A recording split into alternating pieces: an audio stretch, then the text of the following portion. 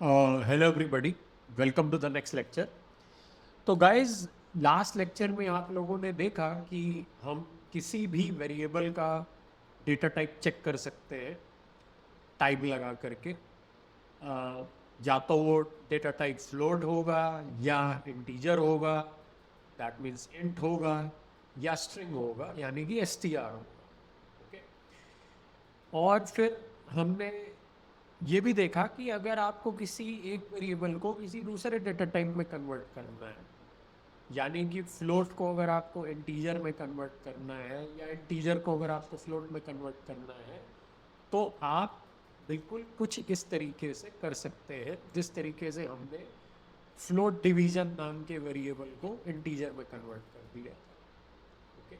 और जैसे ही हमने फ्लोट डिवीजन नाम के वेरिएबल को इंटीजर में कन्वर्ट किया, वैसे ही गाइस क्या हुआ कि अ, जो हमारी वैल्यू हो गई उस वेरिएबल की वो जीरो हो गई। चलिए गाइस, एक बार हम जरा फ्लोट डिवीजन वेरिएबल को दोबारा से प्रिंट करा के देखते हैं कि इसकी वैल्यू क्या आ रही है। ठीक है, प्रिंट फ्लोट डिवीजन। ओके। अरे ये क्या चक्कर हो गया गाइस, ये वैल्यू तो जीरो आ ही नहीं रही है। अब तो इसको जीरो हो जाना चाहिए, क्योंकि ऊपर हमने फ्लोट डिवीजन वेरिएबल को इंटीजर डेटा टाइप में कन्वर्ट किया, तो उसके अंदर की जो वैल्यू थी वो इंटीजर बन गई, यानी कि 0.5 से जीरो बन गई। तो अब ये वापस 0.5 क्यों आ रही है? ये जीरो क्यों नहीं आ रही है? ओके।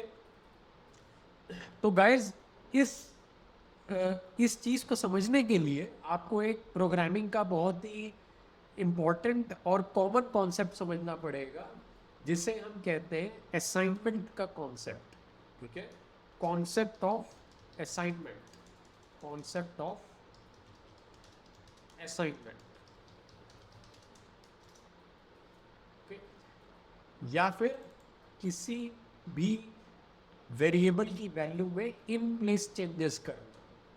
ठीक है, changing the value of the variable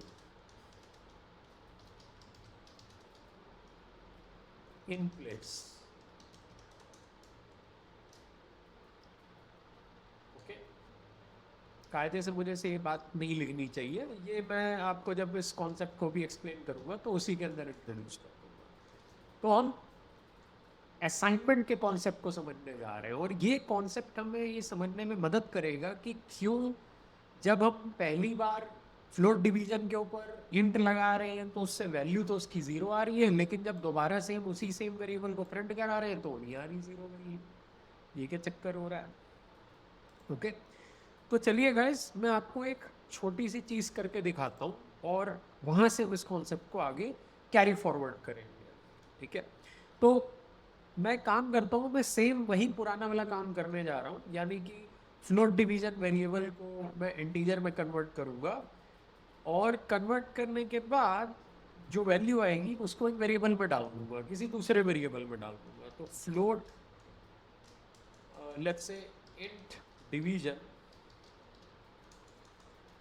okay, equals to end of float division। ठीक है, अब एक काम करते हैं, एक बार जरा फ्लोट डिवीजन का टाइप चेक करते हैं। एज यूजुअल फ्लोट आ रहा है, इसको प्रिंट भी करा के देखते हैं एक बार। फ्लोट डिवीजन, ये भी 0.5 आएगा, बिल्कुल सही, कोई दिक्कत नहीं है। अब गैस एक काम करते हैं, जो इंट डिवीजन है उसका टाइप प्रिंट करा के देखते हैं।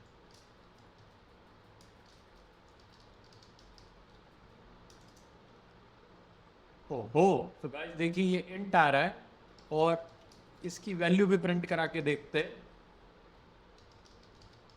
यानी कि इंट डिवीजन के अंदर अब कौन सी वैल्यू है। प्रोबेबली अगर इंटीजर है तो जीरो ही होनी चाहिए।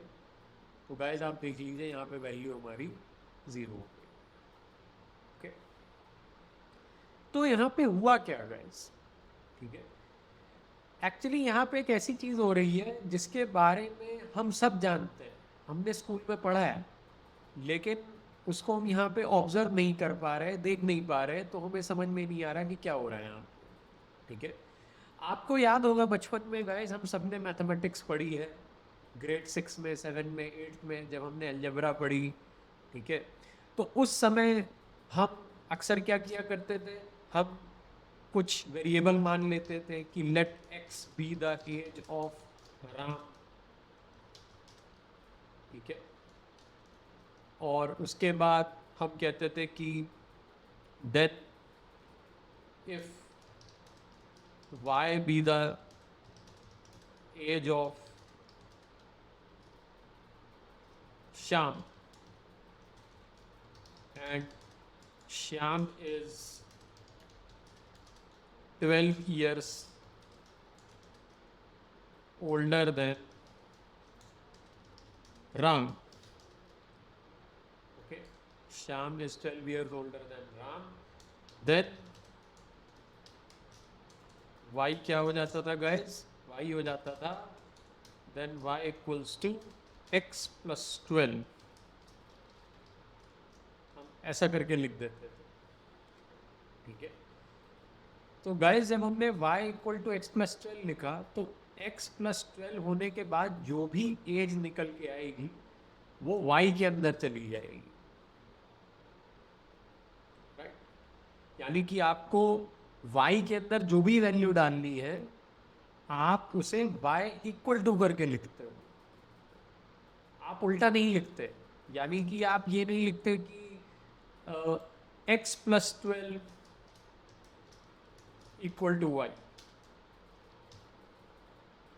ऐसा थोड़ी लिखते हो आप भाई। आपको जो, यानी कि आपको जिस वेरिएबल को वैल्यू असाइन करवानी होती है, असाइन करने का मतलब है कि जिस वेरिएबल के अंदर आपको वैल्यू इंसर्ट करनी होती है, यानी कि जिस वेरिएबल को वैल्यू आपको देनी होती है, वो वेरिएबल हमेशा इक्वालिटी के लेफ्ट हैंड साइड में आता है, और जो वैल्यू देनी होती है वो वैल्यू हमेशा राइट हैंड साइड में आती है। जैसे कि गाइस आप ऊपर देख लीजिए, नीचे वाला स्टेटमेंट जो है ये आपको अच्छे से पता है गाइस, ये रॉन्ग है।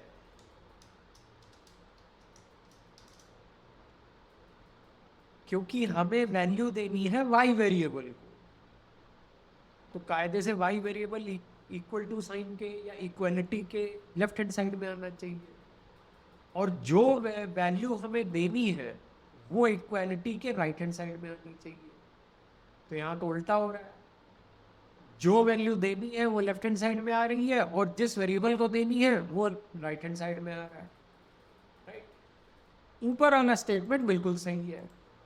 ठीक है, जिस वेरिएबल को वैल्यू देनी है वो लेफ्ट हैंड साइड में आ रहा है इक्वलिटी के, और जो वैल्यू देनी है वो राइट हैंड साइड में आ रहा है इक्वलिटी के। ओके, तो इस तरीके से जो ऊपर वाली इक्वलिटी है वो बिल्कुल सही है, यानी कि जो ऊपर वाला असाइनमेंट आपने किया है वो बिल्कुल सही किया है। ठीक है, तो हमेशा याद रखिएगा गाइस, हमेशा आपकी इक्वलिटी के लेफ्ट हैंड साइड में एक वेरिएबल ही आएगा, और इक्वलिटी के राइट हैंड साइड में कोई फॉर्मूला हो सकता है या कोई मैथमेटिकल एक्सप्रेशन हो सकता है या इस तरीके की कोई चीज़ हो सकती है। कभी भी कोई मैथमेटिकल एक्सप्रेशन, कोई फॉर्मूला आपकी इक्वलिटी के लेफ्ट हैंड साइड में नहीं आएगा, हमेशा एक वेरिएबल आएगा या कुछ सेट ऑफ वेरिएबल्स हो सकते हैं कॉमा लगा करके, लेकिन पूरे का पूरा मैथमेटिकल एक्सप्रेशन इक्वलिटी के लेफ्ट हैंड साइड में आता है ये कभी भी नहीं होता गाइस, क्योंकि ये तो वो वैल्यू होगी ना जो आपको असाइन करवानी है किसी वेरिएबल को, तो उसको तो कायदे से इक्वलिटी के राइट हैंड साइड में होना चाहिए। ओके, तो इस बात का खास ध्यान रखिएगा। और टू बी ऑनेस्ट ये काम हम मैथमेटिक्स में भी करते आ रहे हैं कि अगर हमें x में 5 वैल्यू डालनी है तो 5 इक्वल टू एक्स नहीं लिखेंगे, हम x इक्वल टू 5 लिखेंगे। ये चीज़ आपने बिल्कुल ऊपर भी नोटिस करी, बिल्कुल स्टार्टिंग में अगर आप जाएं तो हमें जब num1 में 16 वैल्यू डालनी थी तो हमने num1 इक्वल टू 16 लिखा, हमने 16 इक्वल टू num1 नहीं लिखा, राइट। जब हमें num1 प्लस num2 का जो सम था वो एडिशन में डालना था तो हमने num1 plus num2 equal to addition नहीं लिखा, हमने addition equal to num1 plus num2 लिखा। गाइस आप देख सकते हैं कि ये भी एक मैथमेटिकल एक्सप्रेशन है, ये भी एक फॉर्मूला है जो इक्वालिटी के राइट हैंड साइड में आ रहा है, और जिस वेरिएबल को असाइन करवानी है मुझे ये वैल्यू, वो वेरिएबल इक्वालिटी के लेफ्ट हैंड साइड में आ रहा है, ठीक है। तो ये असाइनमेंट का एक बहुत इंपॉर्टेंट बेसिक कॉन्सेप्ट है जो आपको याद रखना है, ठीक है। अब गाइस यहाँ पे क्या हुआ, देखिए यहाँ पे गाइस क्या हुआ कि जब हमने बिल्कुल स्टार्टिंग में इंट ऑफ फ्लोट डिवीजन किया तो आप देखिए ये भी एक टाइप का मैथमेटिकल एक्सप्रेशन। अब इंट ऑफ फ्लोट डिवीजन की जो वैल्यू निकल के आई, ठीक है, वो तो इंटीजर आई, यानी कि मेरा जो फ्लोट डिवीजन वेरिएबल था वो तो इंटीजर डेटा टाइप में कन्वर्ट हो गया, यानी कि उसके अंदर की जो वैल्यू थी वो भी इंटीजर में कन्वर्ट हो गई। लेकिन वो वैल्यू मैंने किसी वेरिएबल में असाइन नहीं करवाई, राइट। तो अगर मैंने असाइन ही नहीं करवाई तो बेसिकली उसका कुछ नहीं हुआ, बस आंसर निकल के आ रहा है उसका। लेकिन गाइस जब आप यहाँ पे देखेंगे कि जैसे ही मैंने ये मैथमेटिकल एक्सप्रेशन लिखा, यानी कि फ्लोट डिवीजन वेरिएबल को जब मैंने इंटीजर डेटा टाइप में कन्वर्ट किया और इसको जैसे ही मैंने असाइन करवा दिया किसी दूसरे वेरिएबल के अंदर इन डिवीजन के अंदर, तो जो आंसर निकल के आया मेरा वो फौरन इन डिवीजन के अंदर चला गया। तो उससे क्या हुआ, फ्लोट डिवीजन तो वहीं का वहीं रहा, यानी कि उसके डेटा टाइप में तो कोई फर्क नहीं पड़ा, लेकिन जो इन डिवीजन था वो इंटीजर टाइप का बन गया और उसका आंसर भी एक्सपेक्टेड आंसर आ रहा है, यानी कि 0 आ रहा है, ठीक है। अब गाइस अगर मैं सोचिए कुछ ऐसा कर दूं, float division equals to int of float division,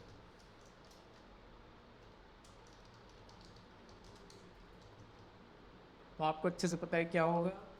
पहले ये वैल्यू, पहले मेरा float division variable integer data type में कन्वर्ट होगा, यानी कि 0.5 से 0 में कन्वर्ट हो जाएगी वैल्यू, और वो जो आंसर निकल के आएगा वो वापस असाइन हो जाएगा मेरे उसी सेम वेरिएबल को। तो इसका मतलब मैंने उसी सेम वेरिएबल को अब फ्लोटिंग पॉइंट से इंटीजर टाइप का बना दिया, ठीक है। चलिए गाइस देखते हैं।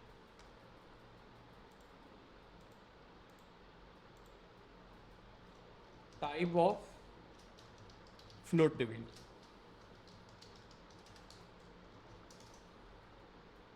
ये देखिए गाइस अब ये भी इंटीजर हो गया, इसको भी अगर आप प्रिंट करवाएंगे तो फ्लोट डिवीजन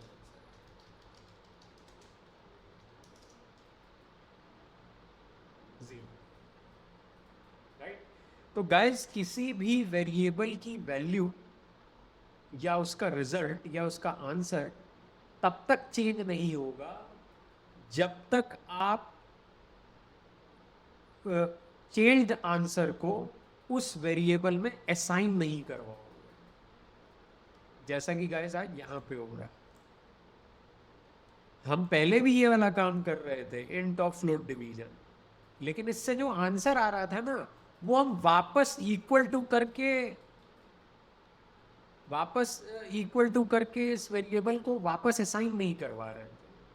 तो उससे क्या हो रहा था कि जो चेंज्ड आंसर आ रहा था वो वापस इसी वेरिएबल के अंदर नहीं जा रहा था, और जब तक ऐसा होगा नहीं तब तक उस वेरिएबल की वैल्यू बदलेगी, राइट। तो अगर आपको किसी वेरिएबल की वैल्यू को बदलना है कंटिन्यूसली, तो आपको ये मेक श्योर करना पड़ेगा कि वो बदला हुआ जो रिजल्ट है वो उस वेरिएबल के अंदर रीअसाइन होना चाहिए, यानी कि variable equal to mathematical expression, ऐसा होना चाहिए। अगर ऐसा नहीं हो रहा है तो उस वेरिएबल की वैल्यू के ऊपर कोई फर्क नहीं पड़ेगा। ये पूरी पाइथन प्रोग्रामिंग में लागू होता है गाइस, ओके। सो ये एक बहुत इंपॉर्टेंट बेसिक कॉन्सेप्ट था जिसके बारे में मुझे आपसे बात करनी थी, and that is the reason we have touched upon that. That's it for this lecture guys, thank you.